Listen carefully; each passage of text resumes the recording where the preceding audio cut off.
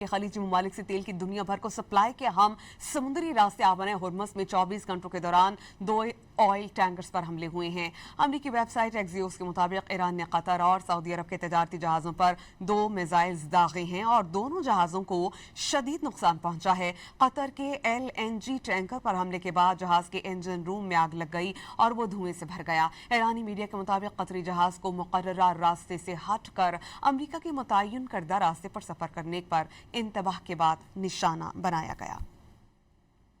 खलीजी ममालिक से तेल की दुनिया भर को सप्लाई के अहम समुद्री रास्ते आबना हुर्मुज़ में 24 घंटों के दौरान 2 ऑयल टैंकर्स पर हमले हुए हैं। अमरीकी वेबसाइट एक्सियोस के मुताबिक ईरान ने कतर और सऊदी अरब के तजारती जहाज़ों पर 2 मिसाइल्स दागे हैं और दोनों जहाज़ों को शदीद नुकसान पहुंचा है। कतर के LNG टैंकर पर हमले के बाद जहाज़ के इंजन रूम में आग लग गई और वो धुएं से भर गया। ईरानी मीडिया के मुताबिक कतरी जहाज़ को मुकर्ररा रास्ते से हटकर अमरीका के मुतय्यन करदा रास्ते पर सफर करने पर इंतबाह के बाद निशाना बनाया गया।